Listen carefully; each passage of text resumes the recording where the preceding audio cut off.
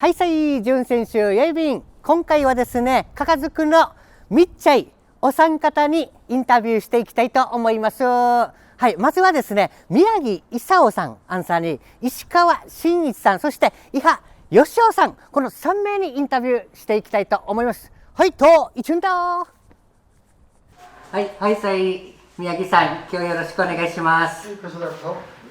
はい、お願いします。はい、改めましてよろしくお願いします。当時おいくつですかね。5歳？6歳です。6歳ですね。6歳っつったらもう物心ついてすぐですね。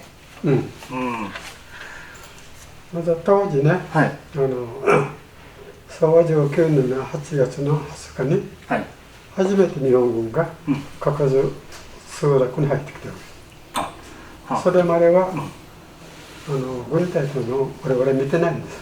そうなんですね。初めてこっちに来てからが見てる。当時はもうものすごい静かなこの村で、火事の音と、もう一つ一番楽しみにしたのは、警備員鉄道の音なんです。嘉数の村端での方に行くと、そこから下から牧野とか通っていくわけです。それを見るのが一番楽しみ。そうなんですね。で、普通に静かな、町だ、村だったっていう、それが、ある日突然っていうことですね。8月の20日に、一部隊の22大隊が突然入ってきたわけです。して、各家にこの寝泊まりしてるんですね。隊長は瓦葺きのお家に2人か3名ぐらい寝泊まりしてるんです。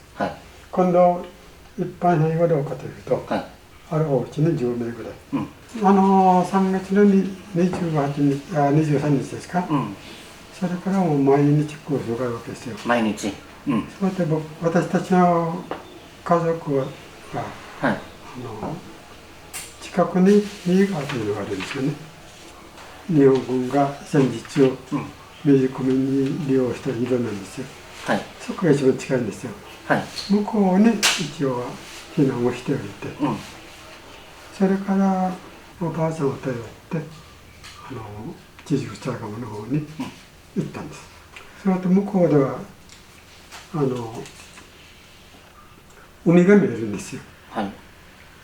海を見ると、当時の状況を表現すると、船並ぶ海三部という状況です。ジャンパ岬から長野方まで真っ黒い船がつないでるんです。で、地平線が見えないです。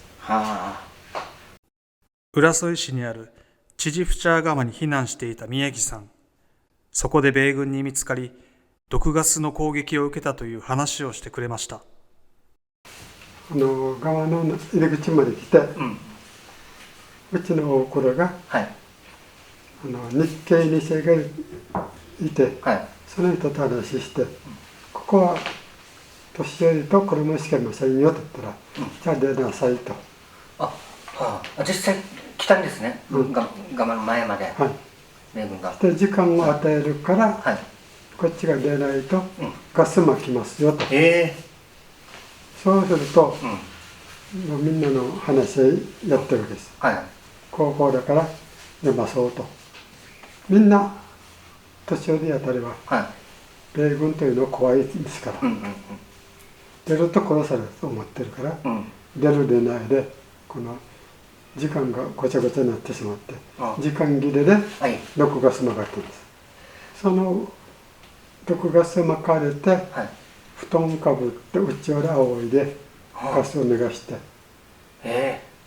それでうちらおばあちゃん一人が亡くなって家族全員が生きた。米軍としては日本軍も潜んでると思ってたかもしれない。なるほどですね。兵隊さんがいるっていう。で、領民がこの米軍が怖いから出ないと。毒ガスを巻かれたわけ。巻かれたんですね。それで布団をかぶってうちわで仰いでようやく生き抜けたわけです。子供さんとかいたんじゃないですか、赤ん坊とか。いや、そんなのはいないですね。いなかったですね。一番年下が僕じゃないかな。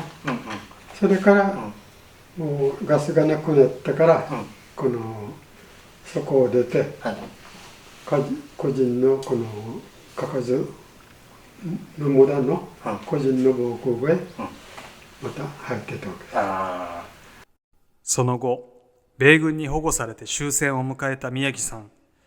戦争とはどういったものなのかを教えてくれました。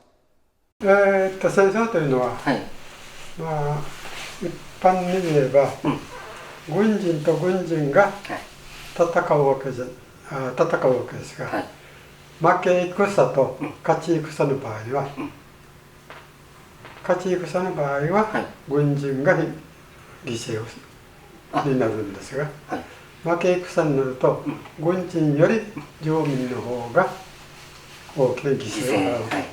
これが今回の沖縄戦がそれなんです。負け戦と勝ち戦とは中身が違うてくる。なるほどですね。それを子どもたちに教えるには、やはり戦争はしてはいかないと。軍人だけがいるわけじゃないんだから、領民も大きな犠牲を払うと。それと、この戦争が終わっても、戦争は短期間、戦後は長いんです。どういう意味かというと、戦争というのは沖縄県では約100日間ですよね。戦災孤児が幸福の日を見るには40年かかるんですよ。生き残って、親戚のお家にお世話になって、苦労して、結婚して、孫ができて、孫を抱いて初めて自分が生きてよかったなという気持ちがあるのは約40年かかるんです。そうなんですね。